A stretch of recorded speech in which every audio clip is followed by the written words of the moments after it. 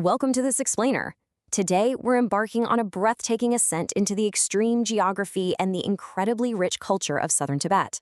We're heading to a region so vast and honestly so icy that scientists actually refer to it as the Earth's third pole. It's a place that pushes the absolute limits of human endurance, yet at the same time, it holds some of the most profound spiritual history on the planet. My eyes are burning, I'm slightly dizzy, I have a headache, but this is another world. That visceral reaction right there perfectly captures the physical shock, the incredibly thin air, and the sheer, overwhelming awe of stepping onto the roof of the world.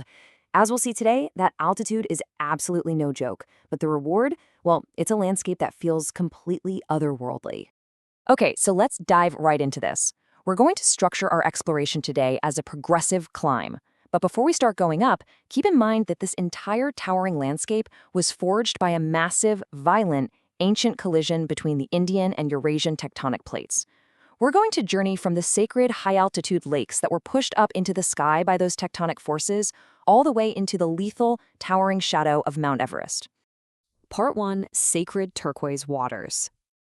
Let's begin our ascent in the relatively lower, high-altitude valleys, standing at a staggering mountain pass of 4,700 meters. To put that into perspective, that's roughly 15,400 feet up.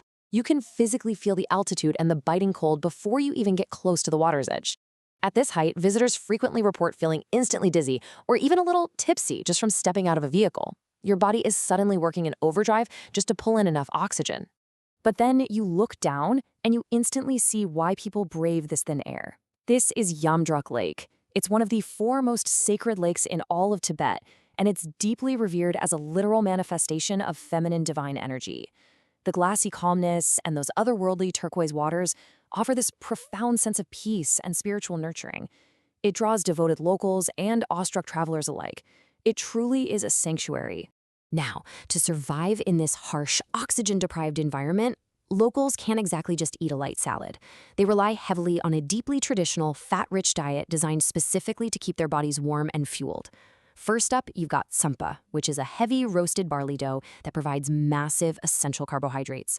Then you have hearty yak bone broth with thick slices of radish, actually one of the only vegetables that can even grow up here, and that offers vital protein and fat. And of course, there's the famous Tibetan butter tea. It's a frothy, salty blend of yak butter and black tea that acts as liquid warmth and fast energy.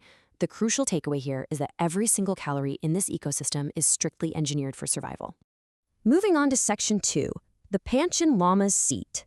From the sacred lakes, we move a bit higher up into the agricultural heartland of Shigatse. This is Tibet's second largest city, famously known as the Granary of Tibet, and right here lies the magnificent Tashilhunpo Monastery. This is a spiritual epicenter with a rich, centuries-old lineage that really anchors the entire region. It was founded way back in 1447 by the first Dalai Lama. Later on, around the 17th century, it evolved into the traditional seat of the Panchen Lamas. And today, it remains an incredibly active, bustling monastic center that holds hundreds of monks.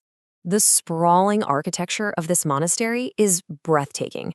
It honestly feels like a human-made mountain itself. You have these brilliant golden roofs and massive white walls that perfectly follow the natural curve of the hillside.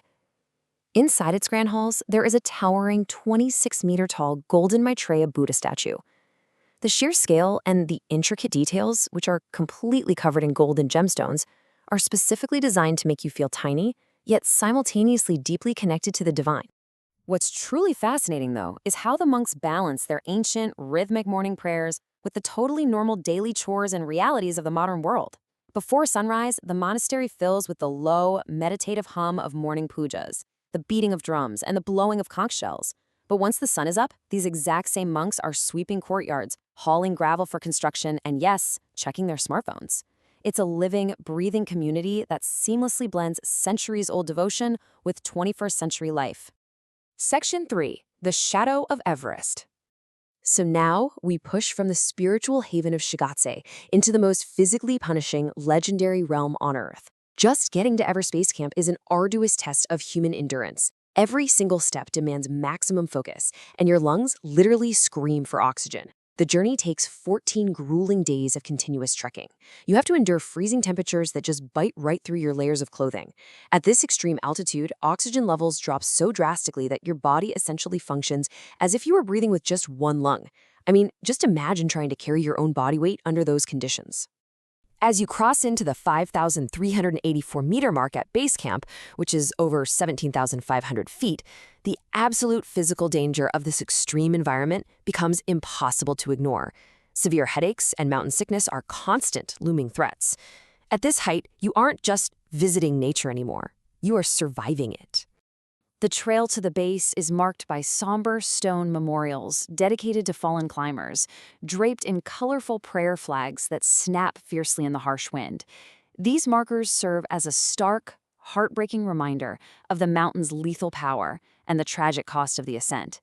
It absolutely forces every visitor to face their own mortality right there on the path. Yet, despite all that peril, there is immense reverence here.